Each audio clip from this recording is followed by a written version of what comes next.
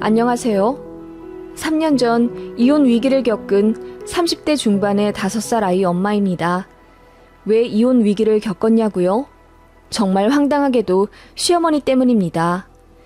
저는 대학 졸업하고 바로 취업해서 중견기업 인사팀에서 근무하면서 지금의 남편을 만나 연애도 했고 결혼도 했어요. 결혼하자마자 거의 바로 허니문으로 아이를 가졌는데 출산휴가, 육아휴직 전부 땡겨 쓰고 1년 반 정도 쉬다 다시 복직했어요. 남편은 아침 7시에 나가서 밤 9시에 들어옵니다. 물론 바빠요. 엄청 바쁜 사람이라 돈도 많이 법니다. 남편 생각하면 안쓰러워요. 출퇴근 시간 줄여보겠다고 휴대용 전동 킥보드 등에 메고 다니면서 대중교통 타고 다닙니다. 자가용으로 출퇴근하면 시간이 너무 오래 걸려서 남편이 생각해낸 방법이에요. 그 정도로 업무 시간이 긴 편이라 아이 낳으면 남편한테 육아를 기대하기란 어려웠어요. 주말에도 노트북으로 작은 방에서 하염없이 일해야 하는 사람이라 정말 독방 육아 그 자체였습니다. 육아휴직 내서 아이 딱 1년 봤는데 솔직히 회사 나가고 싶을 정도로 힘들었어요. 양가 도움을 받을 수도 없었습니다. 친정은 귀농하셔서 시골에 내려가셨고 시댁은 편도 4시간 반 거리에 사십니다. 시부모님 2분 다 허리랑 다리 쪽이 안 좋으셔서 저희 보러는 단 한 번도 안 오셨고 매번 저희가 내려갑니다. 그렇게 저 혼자 아이 다 키운 후에 돌 좀 지나 믿음직한 어린이집에 맡기고 저는 다시 복직했어요. 그런데 시어머니 간섭이 진짜 심하시더라고요. 원래 잔소리가 좀 심하신 편이라 저희 어디에 돈 쓰고 뭐 사 먹는지 저희 둘 월급에도 관심이 많아서 한 달에 얼마나 버는지 그리고 또 얼마나 쓰는지 엄청 궁금해 하십니다. 보너스 나오는 것도 기가 막히게 아셔서는 세아가 이번 달은 우리 아들 성과급 나오는 날이지? 저번 야근 추가 수당은 32,000원 정도 덜 들어왔다더니 이번 달에는 보태서 들어왔어? 라고 하실 정도예요. 워낙에 좀 돈돈 거리시기는 해요. 저희 결혼할 때도 수드메 계약 비용이 너무 비싸다며 직접 웨딩홀에 전화를 걸어 DC 요구하신 적도 있는데 웨딩홀 측에서 두 손 두 발 다 들고 결국 5% 정도 깎아줬거든요. 그런데 그 돈 시어머님이 꿀꺽 하셨더라고요. 나중에 알았습니다. 저희를 위해서 깎아달라 조르는 거라더니 차액을 어머님이 먹으실 줄은 꿈에도 몰랐어요. 그리고 남편 앞으로 들어온 축의금을 100% 다 가져가려 하셔서 쉬 끝나고 남편이랑 시댁이랑 작게 다툼도 있었고요. 보통 부모님 지인이나 친지분들로부터 들어온 축의금만 가져가시는 경우가 많잖아요. 저희 시어머님은 남편 직장 사람들이랑 친구들한테 받은 축의금까지 다 가져가려 하셨더라고요. 정말 황당했죠. 그렇다고 돈이 없는 집안도 아니에요. 시아버님 명의로 광역시에 5층짜리 건물도 하나 갖고 계셔서 월세 수입으로만 500만 원 꼬박 들어온다고 들었고 어머님도 집에서 절대 안 노시고 비누 만들기, 화장품 소포장하기 같은 부업을 꾸준히 하세요. 그래서 월 100만 원 이상 버신다고 들었고요. 별로 쓰지도 않으십니다. 재래시장에서 장 봐온 걸로 알뜰하게 음식 해드시고 가끔은 시청이나 주민센터 같은 데서 하는 구내식당에서 한 끼에 3,000원 정도 내고 식사하고 그러세요. 아버님은 그냥 어머님이 하자는 대로 하는 정도고 그렇게까지 짠돌이는 아니십니다. 저희 만나면 그래도 용돈도 좀 주시고 먼 길 오면 고생했다며 차에 기름도 만땅 넣어주시는 분이에요. 그 정도로 쓸 땐 쓰시는데 그걸 저희 어머님이 엄청 아까워하시죠. 돈 버는 애들한테 뭐하러 돈 쓰냐면서요. 근검 절약하시는 건 정말 존경할 만합니다만 그걸 저희한테 강요하실 때면 진짜 스트레스 너무 많이 받아요. 아들, 딸한테도 그러시다가 진짜 연이 끊어질 정도로 대판 싸운 이후로 어머님이 제 남편한테는 안 그러시고요. 며느리라 만만한지 저한테 엄청 잔소리 하시더군요. 앞서 말하긴 했지만 저희 집 자금 사정이랑 냉장고 상황까지도 어머님이 항상 꿰뚫어 보길 원하시고 아이 낳은 이후로는 애한테 돈이 얼마나 들어가는지 눈에 불을 켜고 감시하십니다. 거리가 물리적으로 먼 곳에 있으니 감시할 수 있는 수단은 딱 하나. 틈만 나면 전화하고 저한테 카톡을 요구하시고 그러십니다. 세아가, 지원이 기저귀 몇 팩 샀다고 했지? 다음 달이면 사이즈가 바뀔 것 같은데 많이 사지 말거라. 어머님 몸도 편찮으시고 바쁘실 텐데 저희 아이 기저귀까지는 신경 안 써주셔도 괜찮습니다. 라고 좋게 돌려 관심을 거절하면 저희 부부 둘 다 아직 애 같아서 마음이 안 놓이신답니다. 그러면서 본인 낙이라고는 결혼해 손주까지 낳은 아들네 부부 일상 이야기 듣는 것뿐인데 제가 거리를 두려고 한다면서 엄청 서운해하세요. 울고 불고 난리치신 적도 있고요. 남편이 뭐라고 해도 먹히지도 않고 남편 말로는 그냥 대꾸도 하지 말고 전화도 받지 말라고 하는데 어떻게 그러나요? 하루에도 2-3번씩 울리는 전화기 벨소리에 노이로제가 걸릴 정도였어요.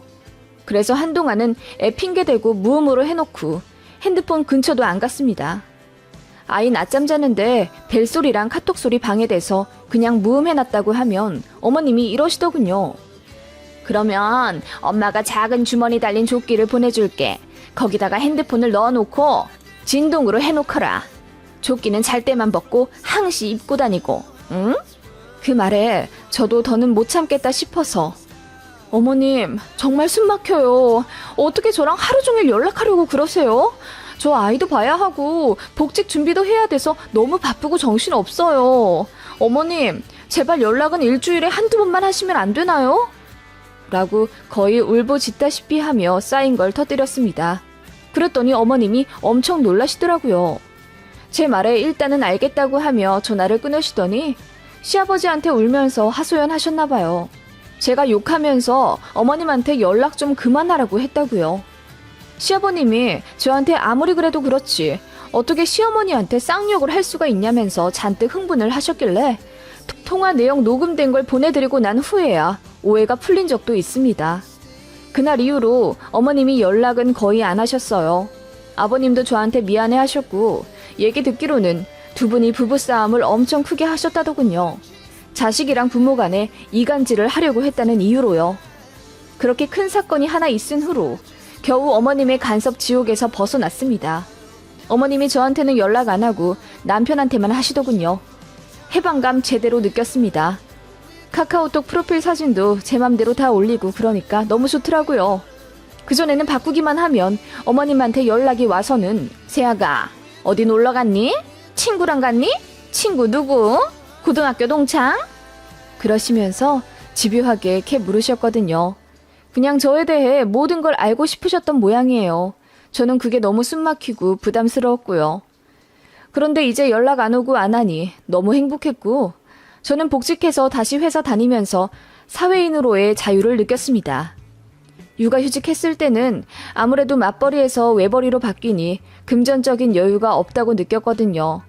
집 대출도 있는데 저도 빨리 돈 벌고 싶었어요. 그래서 복직하고 나서야 2발 뻗고 잤습니다.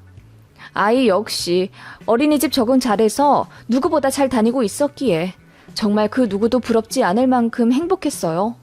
그런데 그런 시간도 잠시였습니다. 아이가 어린이집 반년 정도 다니기 시작했을 때부터 온갖 전염병에 다 걸려오더군요.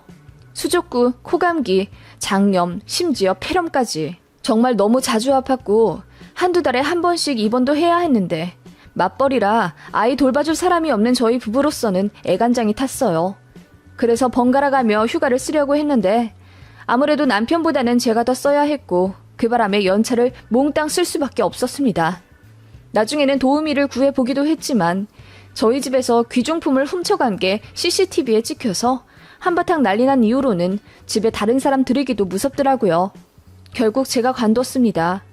돈 몇 푼보다 당장 아이를 조금 더 건강하게 키운 이후에 다시 회사 다니는 게 맞다고 판단했어요.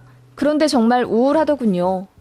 제 첫 직장을 그렇게 관두게 되니 우울증 비슷하게 와서 밥도 잘 목에 넘어가지 않았고요. 친정 부모님과 시아버님은 저희 아이를 돌봐줄 수 없음에 안타까워하시며 미안하다고는 하셨고 저는 그런 마음으로도 감사했어요. 다만 시어머님은 입장이 조금 다르시더군요. 그러게 그 몇 푼 벌겠다고 이제 돌 막 지난 애를 어린이집에 맡기면 어떡해. 그러니까 병이 나지. 애 잘못되는 건 다 엄마 때문이야. 네가 잘해야 애도 안 아프고 잘 크지. 라고 하시며 제 마음을 칼로 후벼 파듯 하시더군요. 언제는 저도 빨리 복직해서 대출을 같이 갚아 나가야 한다고 들들 볶아대더니 이제 와서 자기 말을 안 들었다고 의시되시는 게 너무 어이가 없었어요. 제가 회사 간두고 전업주부가 된 이후로 어머님은 끊었던 연락을 다시 하기 시작하셨습니다. 그전에는 제 눈치 본다고 전화도 안 하셨던 모양인데 제가 집에 있고 또 돈을 안 버니까 만만하다고 생각하셨는지 전처럼 다시 연락해서는 집에 있으면서 뭐 하느라 전화를 안 받니? 이제 지원이 낮잠도 하루에 한 번만 자는데 핸드폰 무음으로 해놓을 필요도 없잖아. 라고 하시며 다시 통화에 집착하시더군요. 제가 아이랑 놀아주느라 바쁘고 밖에 나가서는 정신없어서 연락 못한다고 수없이 말해도 어머님은 귓등으로도 안 들으시는 것 같았어요. 참다 못해 남편한테 중간 역할 잘해라. 또 어머님한테 자꾸 이렇게 연락 오기 시작하면 나 정신과 가서 약을 받아 먹어야 할지도 모른다. 라고 엄포를 놓았더니 남편이 안 그래도 어머님한테 수없이 말했다고 합니다. 와이프한테 자꾸 연락하면 이제 본가도 안 갈 거라고 얘기했는데 그러면 어머님이 자기는 그냥 죽어버릴 거라고 했다더군요. 이제는 진짜 저희도 너무 지쳐서 어느 날은 아이의 전화를 안 받기도 하고 어머님 전화 4-5번에 한 번 받거나 그랬어요. 왜 이렇게 연락이 안 되냐고 닥달하셔도 그냥 한 귀로 듣고 흘렸습니다.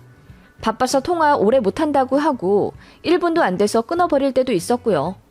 그렇게 하는 게 처음에만 죄송했지 나중에는 저희도 무감각해지더라고요. 솔직히 저도 살아야 하잖아요. 전화를 못하게 할 수도 없으니 그냥 제 선에서 소화될 정도로만 연락 받게 되고 그러더군요. 그러던 와중 제가 돈을 안 벌기 시작하니 이제는 소비에 간섭도 엄청 하시더라고요. 어머님은 하루에 한 번은 꼭 영상통화를 하길 원하시는데 마지막 전화 끊기 전에는 꼭 저보고 집을 한 바퀴 보여달라 그러십니다. 그래서 그냥 대충 휘휘 둘러 보여드리고 끊는데 어느 날 그러시더군요. 아니, 저 주방에 못 보던 저 네모난 건 뭐냐? 식기세척기예요. 아이 크니까 설거지가 많아져서 이번에 드렸어요. 뭐라고? 전업주부가 무슨 식기세척기를 써? 지원이 아빠가 사준 거예요. 설거지할 때 지원이가 저한테 매달리고 또 저도 힘들고 그러니까. 전업주부가 하는 일이 다 그런 거지. 힘든 일이 다 죽었다. 그래서 그게 얼만데? 그 말에 한숨부터 나오더군요. 그래서 신랑이 계산해서 저도 잘 모르겠다고 대충 둘러대니 이러시는 겁니다. 앞으로는 네 남편이 뭐 사준다 해도 거절해라. 수입이 반토막이 났는데 이제 아껴야지. 너희들 그러다 깡통 찬다. 갚아야 할 아파트 대출금만 지금 1억이 넘는데 어쩌려고 그런다니. 그 말에 저도 모르게 그럼 어머님이 좀 갚아주시든가요. 돈도 한 푼 안 보태주시고는 그저 말씀만 많으시네요. 라는 말이 목구멍까지 올라오더군요. 그리고 뭐 저희 아이 책장에 있는 책들도 어머님은 종류대로 거진 다 꿰셨어요. 어머님이 저희 아이 사진을 하루에 한 10장 정도는 거의 병적으로 요구하시는데 그때마다 사진 한 장 한 장 확대하고 축소해가며 그야말로 분석을 하십니다. 저희 아이 얼굴보다는 집 배경에 더 관심이 많으신 듯 했어요. 나중에는 그런 모습도 징그럽게 느껴져서 그냥 배경 없는 곳에서 찍어서 보내거나 밖에서 찍은 사진을 보내곤 했습니다. 그랬더니 왜 요즘은 방에서 안 찍냐며 일상사진 보내라고 노골적으로 바라시더군요. 솔직히 진짜 보내기 싫어요. 사진 보내면 소파 밑에 먼지 뭉텅이가 있는데 전업주부면서 왜 치우지도 않느냐? 아이 수면조끼를 왜 하나 더 샀냐? 아이 장난감 중 자동차 종류들은 어디에 놓아라 등등 요구사항도 엄청 세심하고 또 집요하십니다. 어머님이 하라는 대로 안 하면 계속 말씀하세요. 그래서 너무 지친 나머지 한 일주일은 어머님 전화 아예 안 받았습니다. 남편한테도 말했어요. 어머님 간섭이 너무 심해서 이제 안 받으려고 한다. 당신이 이해해라. 나 죽을 것 같다. 라고 했더니 남편도 이해하면서 그냥 자기 엄마 번호를 차단하라고 하대요. 차라리 그래버릴까 생각하고 있었죠. 그런데 어머님의 집요함은 상상 초월이더라고요. 저희 친정 엄마한테 전화가 왔어요. 얘, 너 요즘 무슨 일 있어? 어디 아프니? 아니 엄마, 무슨 일이에요? 아니 글쎄, 사부인한테 전화가 왔는데 너랑 일주일째 연락이 안 된다 하시는 거야. 그러시면서 지금 서울을 올라가네 마네 하고 계신다는데 너 혹시 너희 시어머니한테 혼났니? 무슨 일이 있는 거야? 엄마한테 연락을 했다고? 나 정말 미치겠네. 그렇더라고요. 제가 일주일 연락 안 받았다고 사돈한테 쪼르르 전화한 사람. 그게 바로 저희 시어머니였습니다. 이쯤 되면 정신적으로 무슨 문제가 있지는 않을까 싶었어요. 혹은 남편이랑 사이가 안 좋으면 보통 자식한테 집착을 하는 경우가 많잖아요. 그런데 저희 시어머니 같은 경우는 아버님도 자상하신 편이고 두 분 사이가 나쁘진 않으세요. 과거에 아버님이 어머님 속을 썩였다거나 하신 적도 일단 저는 아는 게 없어요. 표면적으로 보면 두 분이 종종 여행도 가시고 모임 회식 같은 데도 자주 가실 정도로 사이가 좋아 보이세요. 그런데 아들네 부부, 특히 저한테 이렇게 집요하게 연락을 하시는 이유가 뭔지 진짜 답답하더라고요. 아무튼 제 마음대로 연락을 조절하기 시작해서 겨우 늘린 것이 3일에 한 번 전화였어요. 제가 딱 3일에 한 번씩 받으니까 어머님도 그냥 나중엔 포기하셨나 보더라고요. 그런 식으로 점점 기간을 늘려갈 생각이었습니다. 그런데 앞서 말했다시피 어머님이 저희 소비에 간섭을 하기 시작하셨다고 했잖아요. 특히 제가 전업주부 된 이후로는 제가 10원 한 장 쓰는 것도 관심이 많으시더라고요. 카톡 사진 보고 저더러 옷 샀냐, 얼마짜리냐 하도 여쭤보셔서 프로필 사진 안 바꾼 지도 몇 달 됐습니다. 그냥 어머님한테는 아무것도 안 산다고 말하는 게 평화를 지키는 길이었습니다. 두루마리 휴지 하나를 사도 어머님은 그거 왜 그렇게 비싼 걸 샀어? 그냥 향기 없고 색깔 누리끼리한 걸로 사. 어차피 뒤닦는데 부드러운 게 무슨 소용이니?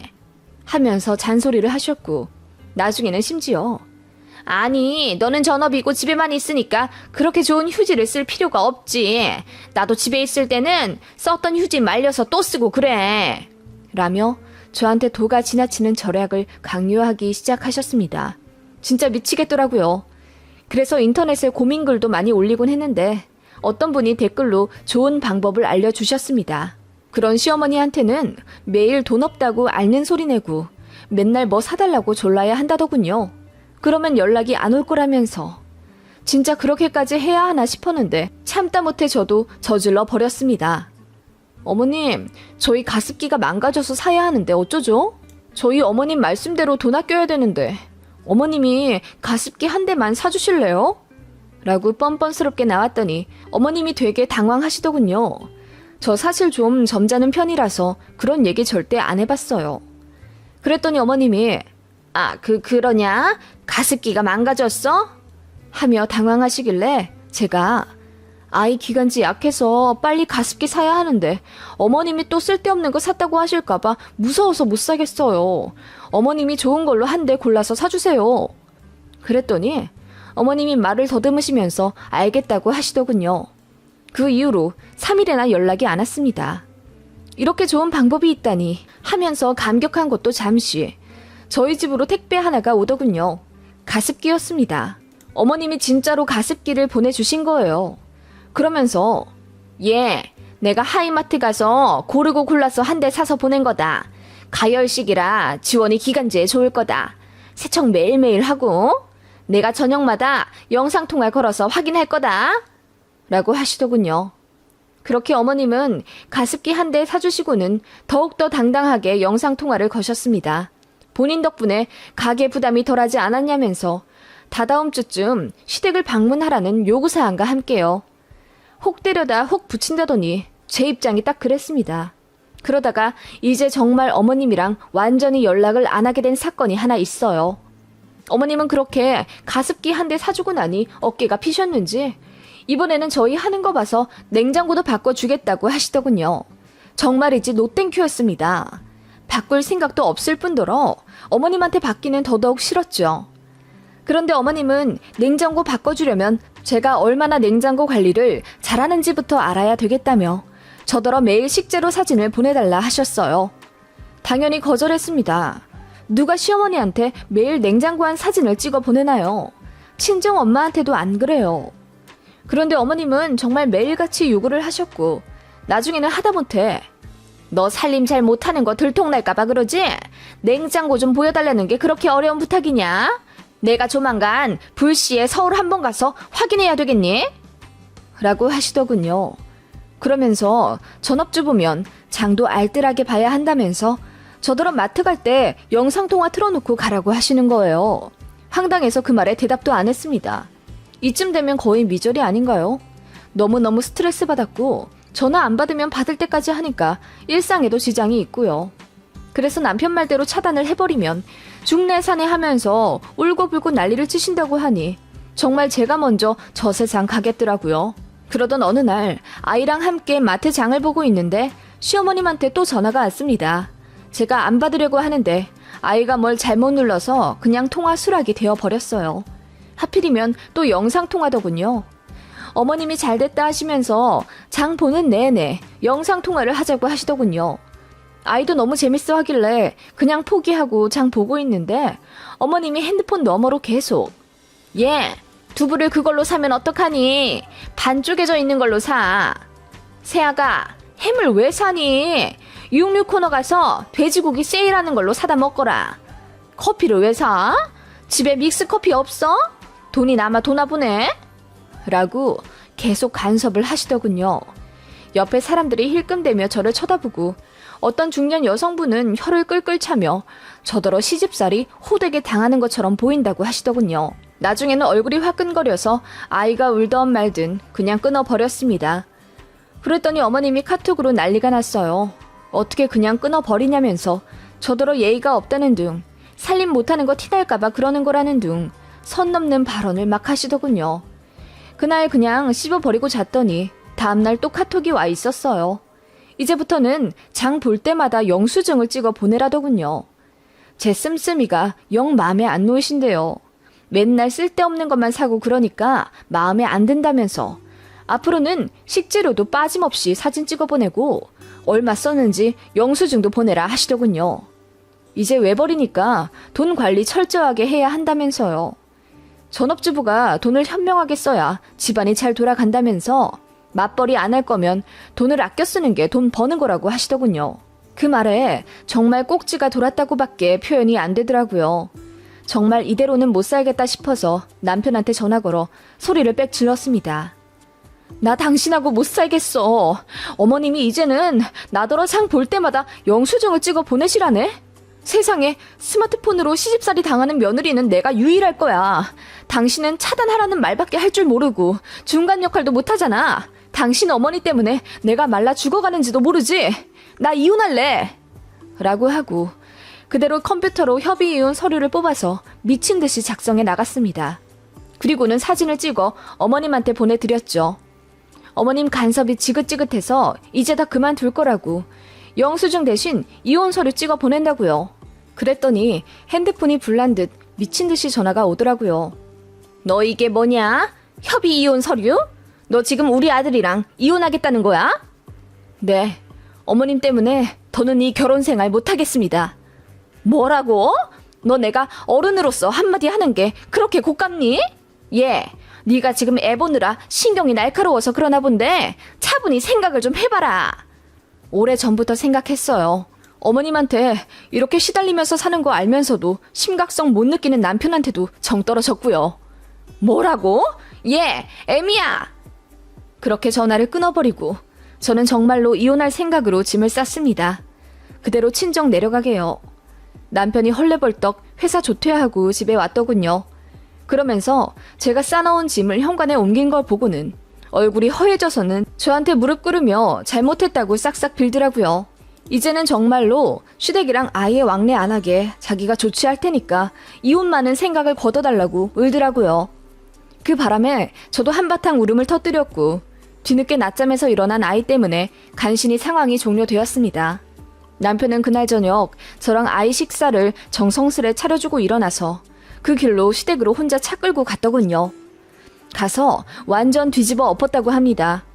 제가 정신과 가기 직전까지 힘들어했고 핸드폰 벨소리만 울려도 가슴이 두근거리는 등의 노이로제 증상이 나타난다고 하니까 어머님이 엄마니까 그럴 수도 있는 거지 하면서 제가 시어머니를 시자라고 생각해서 이유 없이 거부하는 거라고 했답니다. 남편이 강하게 반발했고 아들 이혼당하는 거 보고 싶지 않으면 앞으로 다시는 며느리한테 연락하지 말라고 했답니다. 며느리가 시댁 올 일도 없을 거라고 했고요. 그랬더니 시어머님이 뒤로 넘어갈 듯 울고불고 아이처럼 엉엉 우셨다던데 그 모습 뒤로 하고 매정히 차 타고 새벽 내내 운전해서 남편이 돌아왔더군요. 남편도 많이 반성하더라고요. 사실 자기 엄마가 심하다고는 생각했었는데 연락하지 말라고 하면 저렇게 난리가 나니까 자기도 내심 괴로웠답니다. 제가 힘든 거 알면서도 그래도 받아주고 그러면 집안에 평화가 오니 은연중에 방관하고 있었던 것 같다며 제가 괴로워하는 모습에도 내성이 생겼는지 무감각해져 갔다고 하더군요. 그러다가 이번에 이혼 서류 사진 보고 정신이 확 들었다고. 남편은 그 이후로 저한테 신상 핸드폰 사준다는 핑계로 전화번호까지 바꾸길 권유했고요. 명절에도 시댁 안 가도 된다고 했습니다. 본인은 어쨌든 자식이니 1년에 한두 번은 얼굴 봐야 한다며 자기가 아이만 데리고 본가 가겠다고 하더군요. 그리고 남편은 명절 때마다 아이 데리고 시댁 가면서 저한테 100만 원씩 든 봉투를 주고 호텔에 가서 쉬다 오든지 쇼핑을 하든지 하라고 합니다. 그게 벌써 3년 전입니다. 3년 동안 저는 시댁도 안 가고 통화도 안 하고 살고 있고요. 그리고 얼마 전에 어머님 속마음을 알게 되었습니다. 남편이 그러더군요. 어머님 본인부터가 워낙에 근검절약하는 게 몸에 배어 있어서 자신도 모르게 며느리인 저에게 똑같은 모습을 기대하게 됐던 것 같다고 하더군요. 그리고 어쨌든 당신들 돌아가시면 저희가 재산을 받게 될 텐데 제가 돈 관리 잘하길 바라셨답니다. 그런데 도가 지나쳤다고는 생각을 못 하셨대요. 왜냐하면 어머님도 시할머니랑 아예 한 집에서 시집살이를 당하셨는데 저는 통화 몇 번 하는 걸로 스트레스를 받을 거라고 상상도 못 하셨답니다. 복에 겨운 소리 한다고 생각하셨나 봐요. 뭐 그렇게 생각을 하실 수도 있겠죠. 그런데 그게 합리화되는 건 절대 아니에요. 어쨌든 저는 몇 년 동안 너무 큰 스트레스를 받으며 살아왔고 다 커서 가정 꾸린 성인인데 저를 간섭하실 자격도 어머님은 없으시니까요. 뭐 어머님 속마음은 그렇게 들었습니다만 이해하고 싶은 생각은 없습니다. 어쨌든 저는 시어머니로부터 해방된 지금이 너무너무 좋고 행복합니다. 남편이 제 편 안 들어줬더라면 어쩌면 정말 이혼했을지도 모르겠네요.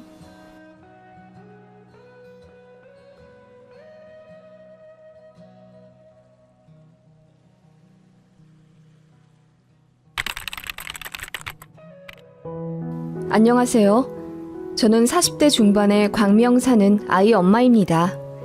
이야기를 어디서부터 풀어야 할지 모르겠네요. 아마도 제 어린 시절 얘기부터 해야겠군요. 저희 아버지는 참 잘생기셨습니다. 흔히 잘생기면 얼굴값 한다고 하잖아요. 저희 아버지가 딱 그랬어요. 저희 엄마랑 결혼하고 나서도 이 여자 저 여자 만나고 싶으면 다 만나고 다녔고 저희 남매가 태어나고 나서도 바람기는 여전하셨다더군요. 그러다 아버지 회사 막내였던 어떤 어린 여자와 바람이 났는데 그 전과는 달리 꽤 깊은 사이였는지 2년을 붙어 다니며 저희 엄마 속을 썩였다고 하더군요. 요즘에야 남자 바람나면 바로 양육비 받아 이혼하면 그만이라지만 그때는 어디 이혼이 쉬운가요? 이렇다 할 직업도 없는 엄마는 죽으면 죽었지 이혼을 생각하진 못하셨던 것 같아요. 그래서 아버지께 매달려도 보고 화도 내보고 심지어 엄마가 저희 두고 집도 일주일간 나갔다 왔지만 효과는 없었다고 해요. 집 나갔다 돌아왔을 땐 그 집 꼴로 밥도 제대로 못 먹으며 울고 있는 자식들 모습에 되려 엄마 가슴에 더 큰 상처와 죄책감만 남을 뿐이셨고요. 그러다 아버지가 제 나이 10살쯤 내연녀랑 아이의 살림을 차려서 살겠다고 집을 나가셨고 엄마는 상심할 틈도 없이 저희 남매를 위해서 시장이랑 공장 다니며 정신없이 일하실 수밖에 없었습니다. 사실 아빠가 집을 나가기 전에도 생활비를 주지 않으셔서 엄마는 부업으로 시장 나가서 상인들 돕고 하루 품삯 받고 그러시긴 했어요. 엄마는 저녁 8시쯤 귀가하셨고 집에 오시자마자 술을 드셨어요. 정말 단 하루도 빠짐없이요. 술에 취하면 늘 짐승처럼 울부짖으며 떠나간 아버지에 대한 원망을 내뱉는 엄마였고 가끔은 저희를 때리기도 하셨습니다. 저는 그래서 엄마가 일 마치고 집에 돌아오는 그 어둑어둑한 시간이 제일 무서웠어요. 저는 의지할 사람이 오빠밖에 없었습니다. 오빠도 참 어린 나이였지만 그 와중에 어린 저를 보호하려고 엄마 대신 맡기도 했고 저한테 밥도 챙겨준 보호자였어요. 제 어린 시절은 이렇게 우울했습니다. 그래도 오빠가 있어 버틸만 했던 삶이었죠. 그러던 어느 날 엄마가 퇴근길 버스 안에서 갑자기 돌아가셨어요. 심장마비셨습니다. 나중에 듣기로는 어머니께 기저질환이 있었는데 오랜 우울증과 알코올 중독으로 몸이 점점 더 망가지셨던 것 같아요. 그때가 저 고2 때였습니다. 처음으로 하늘이 무너지는 슬픔이 무엇인지 가슴 절절히 느끼게 되었고 장례식장에도 오지 않는 아버지를 죽이고 싶을 만큼 원망했어요. 저희 엄마도 부모님을 일찍 잃은 고아셨기 때문에 장례식장은 저랑 오빠 그리고 아빠 쪽 먼 친척분들 몇 분이 다였을 만큼 쓸쓸했던 기억이 나네요. 대학생이었던 오빠는 엄마 돌아가시자마자 저 책임지겠다고 학교도 휴학하고 알바하면서 저 먹여 살려줬어요. 그리고 동생 부양해야 한다는 이유로 군대도 공익으로 빠졌습니다. 그런 오빠한테 너무 고맙고 미안해서 저도 방황하지 않고 공부 열심히 해서 명문대 들어갔고요. 엄마가 돌아가셨다는 슬픔에 마냥 빠져있지 않도록 오빠가 정말 많이 노력했어요. 오빠도 이제 갓 20살 된 어린애였을 텐데 동생을 위해서라면 체면 구겨지는 것도 아랑곳 않고 친구들한테 돈까지 빌려가며 제 겨울 잠바도 사주고 주말엔 롯데월드도 가고 그랬습니다. 그만큼 오빠는 제 생각을 많이 해준 유일한 보호자였어요. 저랑 오빠는 대학을 같이 졸업하고 취업도 거의 비슷하게 동시에 했습니다. 그렇게 둘이 서울에 집 얻어서 같이 살았고 나중에 오빠한테 너무 착한 여자친구가 생겨서 오빠 인생에도 드디어 빛이 들어온 듯 행복해 보였는데 정말 하늘이 원망스러울 만큼 비극적인 일이 또 생겨버렸습니다. 오빠가 여자친구랑 데이트하던 중에 서울 한복판에서 교통사고를 당했어요. 오빠는 즉사했습니다. 그때가 오빠 나이 28, 저는 25살이었어요. 사실 오빠 잃고 한 1, 2년간은 제가 뭐하고 살았는지 기억이 잘 안 납니다. 오빠 장례식장에서도 두어 번 실신했고 조문객들을 제대로 맞아들이지도 못했습니다. 그 정도로 충격이었고 고통이었어요. 엄마 잃었을 때보다 더 타격감이 컸던 것 같네요. 고생만 하던 오빠가 이제야 행복해지려던 찰나 그렇게 운명을 달리한 것이 인간적으로 딱하기도 했고요. 오빠 장례식장에도 아빠는 오지 않았습니다. 엄마와 이혼을 한 게 아니라서 아직 호적에 그대로 아버지가 있었지만 연락처를 몰랐어요. 그래서 알릴 방법이 없기도 했죠. 그렇게 제 삶은 비극의 연속인가 보다 하고 정말 낙없이 살았습니다. 회사도 다니기 싫었는데 오빠가 저 직장 합격 소식 들었을 때 한 말 때문에 꿋꿋이 다녔어요. 은지야, 대기업 입사하게 된 거 축하한다. 그동안 너나 나나 고생 많이 했으니 이제부터라도 남부럽지 않게 살자. 끝까지 버티고 우리 꼭 행복하게 살자. 오빠가 내 뒷바라지 해줘서 명문대도 들어갔고 그 덕분에 이 직장 갖게 된 거잖아. 고마워. 그때 저희 남매 대화가 아직도 생생하고 제 첫 월급을 몽땅 오빠한테 줬는데 오빠가 안 받는다고 신랑이 했던 것도 기억이 납니다. 그런 추억이 있는 소중한 직장이라 성실히 다녔고 그 덕분인지 그곳에서 지금의 신랑을 만나게 되었습니다. 지금의 신랑에게 저는 사귄 첫날 제 기구한 가정사를 펑펑 울며 밝혔고 신랑은 저보고 너무 고생했다며 앞으로는 웃을 일만 있도록 자신이 노력하겠다고 했어요. 그 말은 정말이었습니다. 제 아버지가 일평생 바람만 피웠기 때문에 제가 남자에게 신뢰가 없는 걸 알고 남편은 더 노력해줬어요. 어딜 가든지 행선지를 저한테 투명하게 공개했고 불필요한 만남 자체를 안 가졌습니다. 단 한 번도 여자 문제로 제 속 썩인 적 없고 여가 시간은 항상 저랑 보냈어요. 그런 모습에 저는 믿음이 생겼고 행복한 가정에 대한 꿈을 슬쩍 꾸게 되었습니다. 그 전에는 비혼주의였거든요. 그렇게 3년 정도 연애하다 결혼했고 결혼한 이후로는 더 행복해졌습니다. 태어나 처음 느껴보는 가정에서의 안정감, 정말 이대로 죽어도 좋을 만큼 행복하더군요. 시댁분들도 너무너무 좋으셨어요. 제가 어릴 때 고생 많이 했던 것, 이렇다 할 친정도 없는 점 모두 포용하며 저를 이해해 주시고 또 배려해 주셨습니다. 세아가 이번 명절에는 우리 집에서 하루만 자고 일찍 내려가 니들끼리 시간 보내거라. 둘 다 일 다니느라 힘들 텐데 좀 쉬어야지.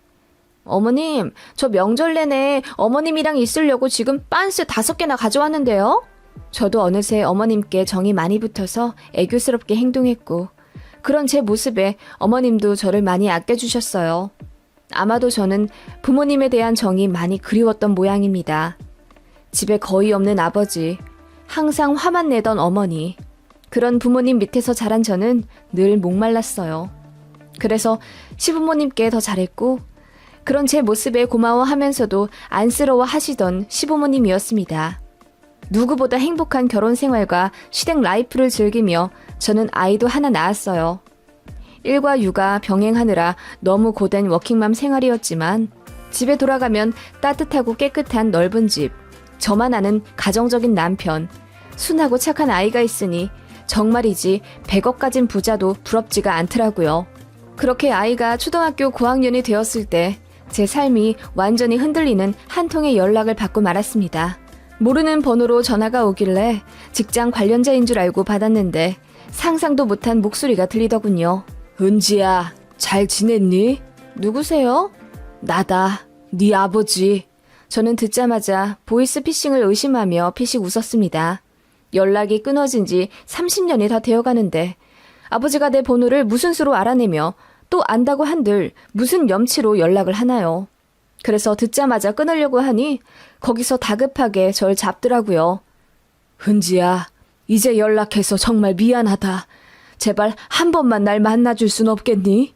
라며 울부짖는 소리가 들렸고 그제야 저는 그 전화의 주인공이 아버지임을 알게 되었습니다. 종종 상상했어요. 아버지를 우연이라도 만나게 되면 나는 어떻게 해야 할까? 저는 그 얼굴에 침을 뱉고 욕을 하며 내 속안의 깊은 원망을 모조리 털어내 버리라 다짐했었어요. 당신 때문에 우리 가족이 얼마나 고통받았었는지 그 인간을 밧줄로 꽁꽁 묶어 붙잡아두고 귀에 고래고래 소리치며 알려주고도 싶었습니다. 그런데 막상 아버지 목소리를 들으니 머릿속이 새하얘지더라고요. 제 번호를 어떻게 알았냐고 물으니 사람을 20만 원 정도에 사서 알아봤다고 하더군요. 흥신소 말하는 듯 했어요. 저를 이제 와서 왜 만나려고 하냐고 날카롭게 물었습니다. 그랬더니 지난날에 대한 사과를 꼭 좀 하고 싶다고 하더군요. 오빠 죽은 것도 뒤늦게 알았다면서 염치 없지만 오빠 있는 곳을 알려주면 꽃이라도 두고 오고 싶다면서 펑펑 우는 소리에 저도 모르게 눈물이 나더군요. 그날은 그냥 헛소리 하지 말라고 소리 질러버리고 끊어버렸습니다. 다시는 전화하지 말라는 말과 함께요. 전화 끊고 나서 뒤늦게 몸이 미친 듯이 떨리며 오한이 오더라고요. 그것은 분노였습니다. 집에 와서 남편에게 엉엉 울며 고백하고 정말 남편 만난 이후로 한 번도 울지 않았는데 10몇 년 만에 대성통곡했어요. 남편은 어떤 선택을 해도 제 맘대로 하는 게 맞는 거라면서 연락하기 싫으면 차단해버리라고 했습니다. 저도 그게 맞다고 생각했는데 마지막 아버지의 목소리가 너무 가슴에 남더라고요. 마지막 사과를 하고 싶다는 말에 이상한 궁금증이 생기기도 했고요. 그렇게 아버지 전화를 막무가내로 끊은 지 딱 일주일 되던 날, 제가 먼저 전화를 걸었습니다. 그 잘난 사과 대체 어떻게 할지 궁금하기도 했고 어머니와 오빠 대표에서 제가 대신 지난날에 대한 사과를 받고 싶은 마음도 있었어요. 그래서 전화를 했고 만남 약속도 정했습니다. 그런데 아버지가 본인 몸이 좋지 않아 멀리 가지 못하니까 집 근처로 와줄 수 없겠냐며 사정하더군요. 주소지를 전달받고 조금 놀랐습니다. 완전 시골에 사시더라고요. 제가 생각한 아버지의 마지막 모습은 도시와 잘 어울리는 정장핏의 훤칠한 남자였는데 이런 시골에 사신다니 의아했어요. 아무튼 그렇게 아버지를 만났습니다. 너무 놀랐어요. 얼굴이 엄청 까맣더라고요. 눈동자도 노랗고요. 몸은 말랐는데 배는 불러서는 딱 봐도 어디 심각하게 아픈 사람 같았습니다. 사실 아버지를 보자마자 찬물을 끼얹을까 아님 욕을 한 바가지 해버릴까 고민을 했었거든요. 그런데 거동도 불편해하는 아버지를 보니 그 생각이 쏙 들어가더군요. 침착하게 앉아서 이야기를 나누기 시작했는데 아버지가 사과부터 대뜸 하더라고요. 네 엄마 돌아가셨을 때 장례식장에 못 갔던 건 사정이 있었다. 내가 교통사고를 당해서 그때 병원에 누워 있었거든. 다리를 절단할 뻔했어. 그래서 못 갔고 그 이후엔 니들 걱정이 되긴 했는데 내가 무슨 낯으로 니들 보니.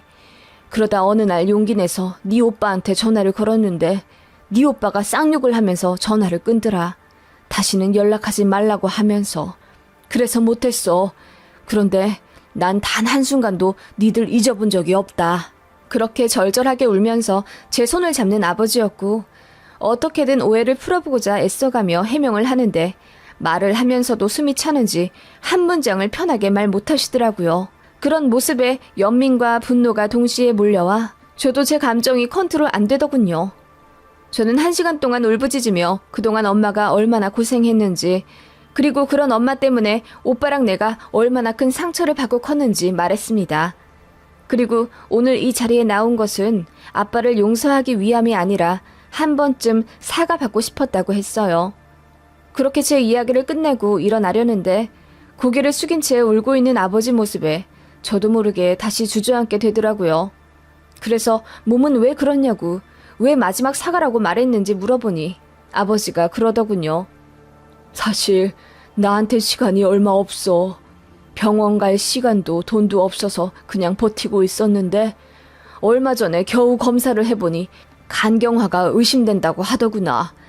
그래서 큰 병원 가서 다시 검사해봤더니 글쎄 간세포암이라더군.